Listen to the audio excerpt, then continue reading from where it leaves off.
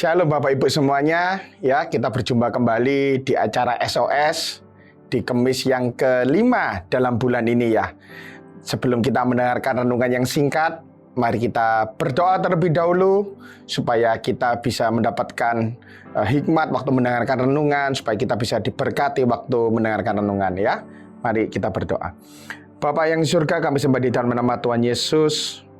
Terima kasih Tuhan buat kesempatan yang Kau berikan untuk kami Tuhan, para anak-anak-Mu Tuhan, boleh mendengarkan kebenaran firman-Mu sebentar lagi ya Bapa. Kami ucap syukur Tuhan atas kebaikan-Mu Tuhan. Kami percaya Tuhan renungan pada hari ini bisa memberkati setiap kami Tuhan, dan kami mau praktek dalam kehidupan kami sehari-hari ya Bapa. Urapi hamba-Mu juga Tuhan yang menyampaikan renungan ini biar menjadi berkat dan bertumbuh dalam kehidupan setiap kami ya Bapa. Terima kasih ya Tuhan, kami serahkan semuanya di dalam nama Tuhan kami, Yesus Kristus. Haleluya. Amin. Bapak Ibu semuanya yang menonton acara SOS hari ini, saya yakin dan percaya keadaan Bapak Ibu dalam keadaan yang baik. Kita perlu mengucap syukur terlebih dahulu kepada Tuhan karena Tuhan sudah memberikan anugerah dalam kehidupan kita. Ya, pada hari ini kita akan belajar satu hal tentang yang namanya keuangan.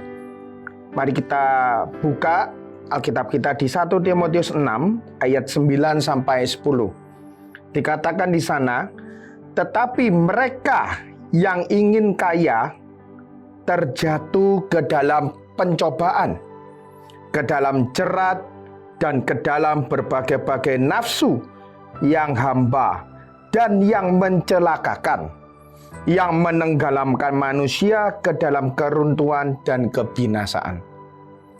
Ayat 10, karena akar segala kejahatan ialah cinta uang. Sebab oleh memburu uanglah beberapa orang telah menyimpang dari iman dan menyiksa dirinya dengan berbagai-bagai duka.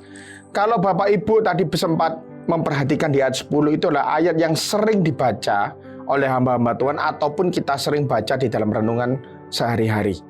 Ya, cinta akan uang adalah akar dari segala kejahatan.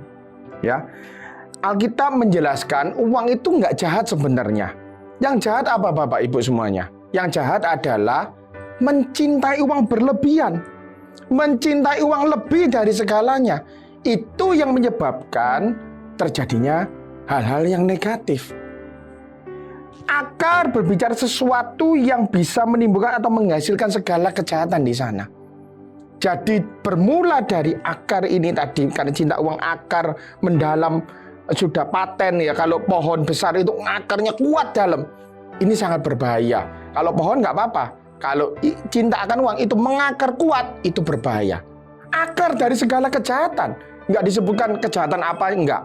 Tapi segalanya, atau kalau saya boleh artikan segala yang negatif, itu dimulai dari cinta uang. Ya, jangan sampai hari ini kita mencintai uang. Jangan sampai kita ini, uang itu segala-galanya. Sebenarnya kan kalau kita tahu di dalam Alkitab, kan engkau lebih memilih cinta kepada Tuhan atau kepada Mammon? Nah, hari ini kita harus ingat bahwa uang tidak jahat, ya ini yang perlu ditekankan, tapi cinta uang itu yang jahat. Saya ibaratkan uang itu seperti api Bapak Ibu. Api itu kalau kita gunakan dengan benar, baik, itu fungsinya bermanfaat buat kita. Setuju ya Bapak Ibu ya? Tapi kalau kita menyalahgunakan api itu tuh bisa membakar rumah, bisa membakar benda, itu api. Tergantung kita menggunakannya. Sama seperti pisau. Kalau kita menggunakan dengan baik dan benar, kita bisa untuk motong sesuatu yang berguna. Tapi kalau salah, bisa digunakan untuk senjata tajam untuk membunuh orang, melukai orang. Jadi hari ini uang juga sama. Tergantung kita bagaimana memposisikannya. Kalau kita salah menggunakannya, mencintai berlebihan, ya jadinya nggak baik. Tapi kalau engkau bisa menggunakan dengan baik dan benar, oh tidak masalah Bapak Ibu. Maka dari itu hari ini kita akan belajar ciri-ciri terlebih dahulu sebelum belajar yang lain nantinya. Ciri-ciri tanda orang dikuasai uang itu apa? Kan dari tadi saya menjelaskan Jangan dikuasai uang, jangan dikuasai uang, jangan mencintai uang. Ciri-cirinya seperti apa? Ciri-cirinya gini. Yang pertama adalah orang yang dikuasai uang, dia menomorsatukan uang dari segalanya. Dari apapun dia nomorsatukan uang. Uang itu menjadi nomor satu dalam kehidupan kita, maka kita akan dikuasai oleh uang. Lalu apa lagi cirinya? Rela menukar imannya dengan uang. Ini banyak orang-orang yang dulunya Kristen, anak-anak Tuhan, lalu karena butuh uang, butuh pekerjaan mungkin, dapat proyek, dia meninggalkan imannya. Dia sudah tidak lagi percaya kepada Tuhan, dia percaya yang lain. Jadi rela menukar imannya dengan uang. Lalu apa lagi? Rela menukar nama baiknya dengan uang. Demi uang, dia wes nggak apa-apa rusak. Nipu sana, nipu sini, rusak nggak apa-apa. Yang penting aku bisa dapat uang banyak sekarang. Makanya terjadilah korupsi. Itu kan merusak nama baiknya. Terjadilah menipu, ngejek orang. Itu kan merusak nama baiknya. Lalu apa lagi? Rela menukar keluarganya demi uang. Wes nggak apa-apa dikorban keluarganya. Sebenarnya aku dapat uang yang banyak. Ya, rela menukar kesehatannya demi uang. Artinya gini, kerja terus, bukan jual ginjal, bukan itu. Kerja, gak memperhatikan kesehatan. Satu hari 24 jam, kerjanya 18 jam, 20 jam, istirahatnya bentar. Oh, juga nggak baik. Jadi jangan menukar kesehatan kita dengan uang. Lalu apa lagi? Rela menukar persahabannya dengan uang. Lah ini juga. Artinya berteman lama gara-gara duit geger. Saya selalu sampaikan ke teman-teman dekat saya. Ojo sampai gara-gara duit kita bertengkar, ya toh, sama saudara sepupu. Saya nggak punya saudara kandung. Jangan sampai gara-gara uang persaudaraan ini jadi luntur, ya. Jadi jangan menukar persahabatan demi uang. Hari ini kita akan belajar lebih dalam lagi, yaitu rahasia hidup menguasai uang. Ya tadi ciri-cirinya singkat saja. Tapi gimana sih cara menguasai uang yang benar, yang sesuai dengan kata firman Tuhan? Yang pertama adalah menetapkan prioritas hidup dengan benar. Prioritasnya harus benar. Apa yang dimaksud prioritas? Sesuatu yang kita anggap penting. Sesuatu yang kita anggap important. Itu prioritas. Hari ini apa prioritas dari Bapak Ibu semuanya? Yang pasti kita harus tahu. Yang nomor satu, prioritas kita Tuhan. Ya, Tuhan harus menjadi satu-satunya yang tertinggi dalam prioritas hidup kita. Yang kedua, keluarga. Yang ketiga, pekerjaan. Yang keempat, baru pelayanan.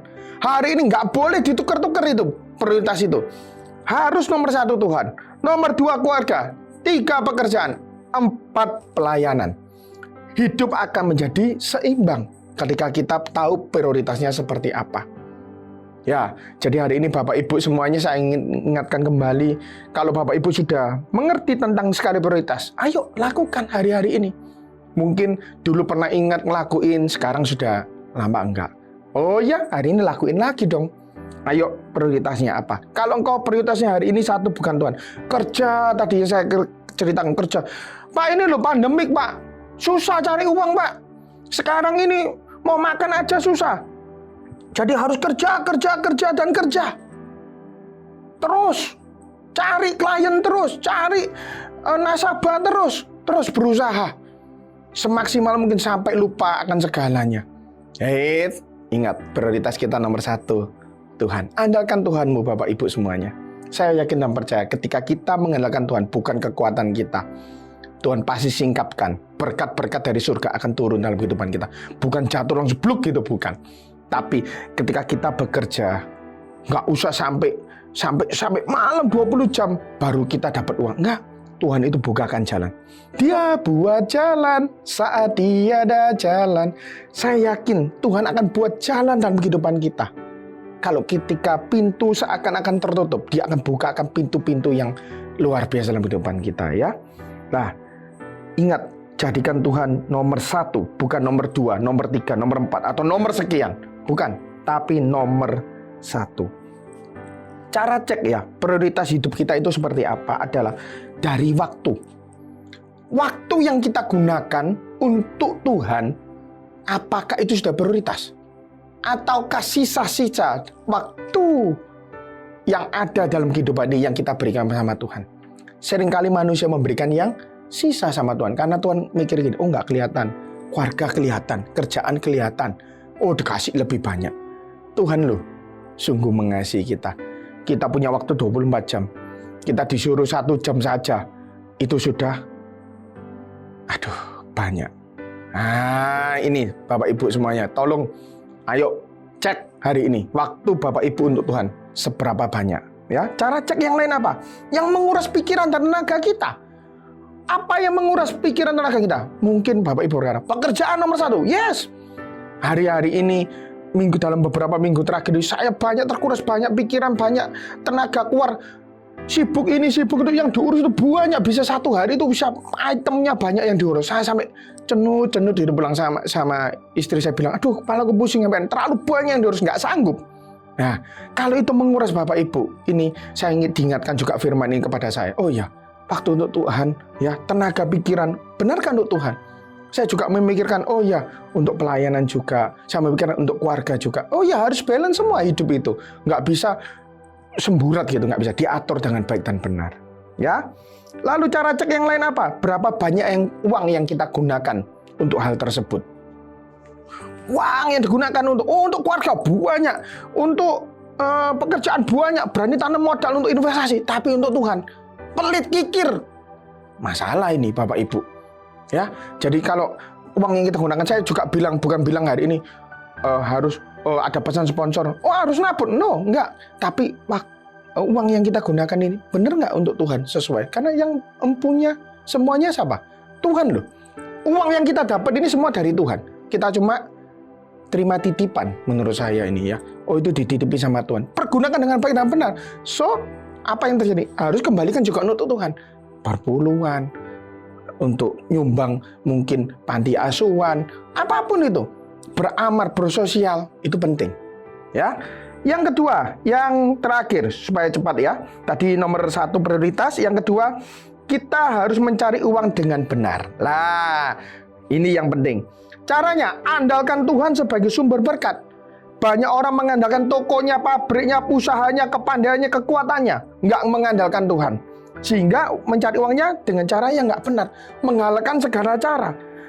Nggak boleh hari-hari ini kita menghalalkan segala cara. Karena banyak orang sudah kepepet, mentok, dia apa yang dilakukan? Halalkan segala cara. Wes, penting iso jual barang mungkin KW dicomong asli, misalnya ini spare part misalnya seperti itu. Mobil rusak didandani sedikit supaya ketok bagus, dijual mahal, bohongi lagi. Supaya laku, bohongi klien. Supaya laku, nipu klien. Oh no. Hari ini andalkan Tuhanmu Bapak Ibu. Supaya kita tidak mengandalkan segala cara. Ini berbahaya, apalagi di saat pandemi ini. Banyak orang sambatan sepi, kerjaannya gini. Saya lihat orang-orang itu kalau sharing ya, sampai saya merasa kasihan. Mau makan aja susah, mau nyekolahkan anak SPP nunggak 3 bulan. Loh, ini dulunya orang yang diberkati. Tapi sekarang kok kayak gini ya? Mungkin mereka nggak mengandalkan Tuhannya. Atau ini merupakan ujian, tapi harus lolos. Ya, makanya jangan cinta akan uang. Ya, harus tahu kapan waktunya kita bekerja, kapan kita harus berbuat yang benar dalam pekerjaan kita. Berikutnya apa? Bekerja dengan rajin dan jujur. Ya, hari-hari ini semakin hari harus apa? Rajin dan jujur. Bukan di masa pandemik ini, bukan malah malas, bukan malah nipu. Harus lebih rajin. Tingkatkan kerajinanmu Bapak Ibu. Kalau dulu buka tokonya 9 sampai 10, ini PPKM kan sudah menurun. Mungkin majukan lagi jam 8 sampai 5. Loh, soalnya hari ini persaingan semakin ketat. Banyak orang yang susah. Ketika susah, nggak banyak uang keluar uang, iya kan? Artinya gitu. Nah, harus diperbanyak. Artinya tetap ingat waktu, tapi ya ojo males. Dulu buka toko kesiangan, sekarang pagian. Ya, jangan bangunnya malah siang. Bangun pagi, doa dulu, ngucap syukur sama Tuhan, mulai bekerja. Jangan ngorok terus tidur, main Instagram. Banyak orang hari-hari ini tak lihat nganggur malah Instagraman, sosmedan, WA-an, ya toh Facebook jarang sekarang. Pokoknya fokusnya ke sana, TikTok nari-nari fokusnya ke sana. Loh, kalau itu konten, oh it's okay, bukan saya anti TikTok, no. Tapi kalau misalnya fokusnya ke sana terus ya, sambil nunggu klien fokusnya ke sana terus, nggak belajar, nggak baca buku, nggak memperdalam, ya salah. Hari ini kita harus cuma bukan isi perut, sering ya ngomong isi pikiran juga. Artinya baca, belajar sesuatu yang baru. Supaya apa? Menghasilkan. Hari-hari ini Tuhan memang ajar kita untuk mungkin di masa pandemi ini lebih banyak kelihatannya diam. Untuk apa? Untuk belajar, untuk berdoa, untuk dekat sama Tuhan. Ya, bukan hanya doa terus sepanjang hari terus nggak do nothing, ya juga enggak. Ora et labora, bekerja dan berdoa. Seimbang, saya bilang seperti itu.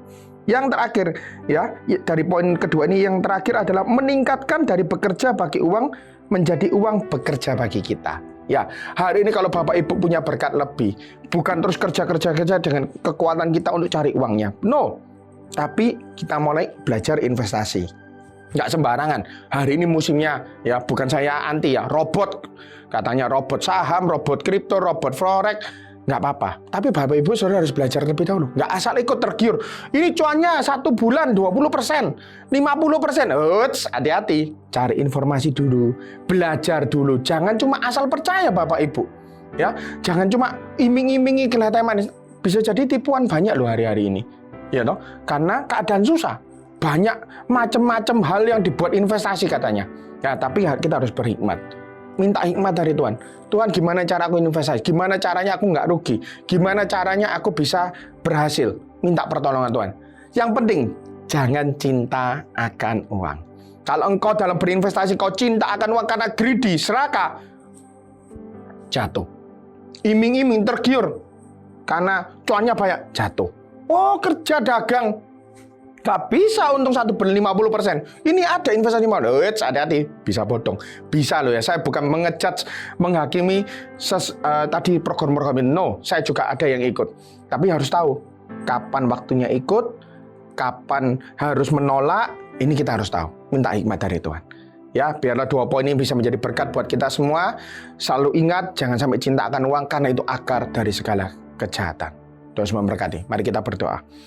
Terima kasih Tuhan buat hari ini kalau kami boleh mendengarkan akan kebenaran firman-Mu untuk tentang uang Tuhan. Bagaimana kita mengelola keuangan dengan benar Tuhan.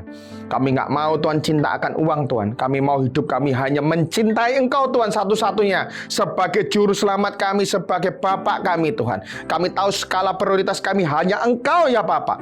Kami mau terus hidup kami memuliakan nama-Mu Tuhan. Bukan memuliakan uang ya Bapak. Terima kasih Tuhan. Terima kasih pada kesempatan ini Tuhan. Kami juga berdoa Tuhan untuk bangsa kami Indonesia Tuhan. Kami percaya untuk Indonesia kok akan semakin pulihkan Tuhan. Semakin dahsyat Tuhan. Untuk COVID-19-nya boleh semakin hari semakin turun, bukan naik Tuhan. Boleh dihapuskan sampai semuanya Tuhan. Dan khususnya untuk kota Surabaya Tuhan. Kami berdoa kota ini akan menjadi kota yang diberkati oleh Engkau Tuhan. Kota yang dipulihkan Tuhan. Banyak anak-anak-Mu ya Tuhan yang berdoa untuk kota Surabaya. Agar terjadi pemulihan, dihindarkan dari COVID-19. Perekonomian boleh bangkit kembali ya Bapak. Terima kasih Tuhan, terima kasih. Kami ucap syukur atas anugerah-Mu untuk setiap kami ya Bapak. Terima kasih, kami serahkan di dalam nama Tuhan kami, Yesus Kristus. Haleluya. Amin. Tuhan Yesus memberkati Bapak Ibu semuanya.